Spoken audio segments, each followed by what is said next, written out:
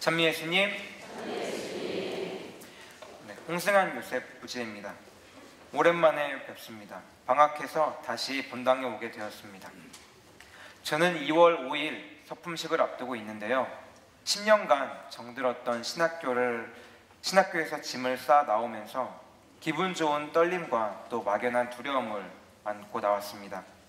좋은 사제가 될 수 있도록 여러분들의 많은 기도 부탁드립니다. 오늘 복음은 세례자 요한과 예수님과의 관계에 대한 이야기입니다. 복음을 이해하기 위해 그 당시 상황에 대해서 잠시 살펴보고자 합니다. 예수님 시대 때 많은 유다인들은 종말의 때를 기다리고 있었습니다. 실제로 대부분의 사람들은 곧 종말이 다가올 것이며 종말의 때에는 선택받은 민족인 자신들이 구원받을 것이라고 믿었습니다. 그래서 많은 파들로 나뉘어서 종말을 준비하고 있었습니다. 이를테면 저희가 잘 알고 있는 율법 학자들과 바리사이파 사람들은 수많은 율법을 지키면서 율법을 통해서만 구원받을 수 있다고 믿었습니다. 그리고 열혈당원이라고 불리던 사람들은 로마로부터 정치적인 해방을 통해서 구원에 다가갈 수 있다고 믿었습니다. 그리고 쿰란이라고 불리는 공동체에서는 염세주의적으로 이 세상을 등지고 자신들끼리 살아야지만 구원받을 수 있다고 믿었습니다. 그러니까 그때 당시 열심한 사람들이나 또 율법을 지킬 수 있었던 경제적으로 유복한 사람들은 모두 구원을 향한 자신들만의 방법이 있었던 것이었습니다. 하지만 여기에 속하지 못한 사람들이 있었습니다. 가족들을 부양해야 해서 이 세상을 등지고 살 수 없었던 사람들, 모든 율법을 지킬 수 있을 정도로 경제적으로 유복하지 못했던 사람들, 병들고 아픈 사람들, 평범한 사람들은 어느 곳에도 속할 수 없었습니다. 이러한 유다인들은 그저 하루하루를 버티며 살지만 희망 없이 살고 있었습니다. 바로 이때 세례자 요한이 나타났습니다. 세례자 요한이 등장했을 때 유다인들은 정말로 큰 열광을 보냈습니다.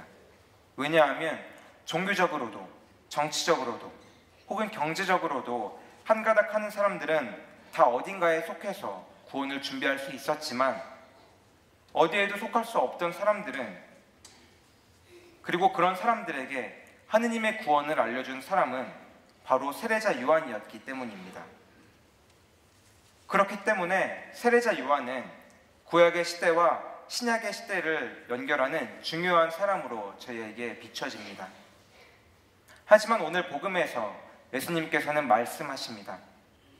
여자에게서 태어난 이들 가운데 세례자 요한보다 더 큰 인물은 나오지 않았다. 그러나 하늘나라에서는 가장 작은 이라도 그보다 더 크다. 세례자 요한이 신성했던 이유는 예수님을 준비하기 위한 발판이었기 때문입니다. 세례자 요한 역시 구원은 어떤 조건을 완수해야지만 주어져 있다고 믿었기 때문입니다. 하지만 예수님께서 말씀하신 구원은 인간적인 조건을 뛰어넘는 하느님의 대가 없는 사랑이었습니다.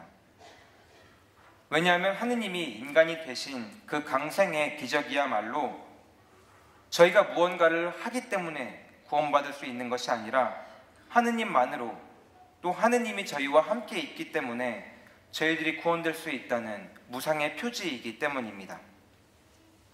이 세상에는 너무나도 좋은 것들이 많습니다. 저희를 즐겁게 해주는 것도 많고 건강하게 해준다는 기구들도 많고 볼 것들, 먹고 마실 것들도 넘쳐납니다. 그리고 이 모든 것들은 저희에게 행복을 약속합니다. 하지만 이것들 역시 사실은 저희에게 조건들일 뿐입니다. 무언가를 먹으면 행복해질 것이다. 무언가를 하면 건강해질 것이다. 어떤 것을 하면 너에게 영원한 행복을 줄 것이다. 이렇게 약속할 따름입니다. 하지만 예수님께서 사람이 되셨다는 기적은 이러한 인간적인 조건들을 모두 뛰어넘습니다. 조건 없이 저희 곁에 오셔서 저희에게 구원을 약속하십니다. 성탄을 기다리는 이 시기에 예수님의 강생의 기적을 함께 기억하면 좋겠습니다. 그리고 오늘은 자선주일이기도 합니다. 조건 없는 예수님의 사랑을 기억하며 저희 역시 조건 없이 저희의 것을 이웃들에게 나눌 수 있길 기원하겠습니다. 잠시 묵상하시겠습니다.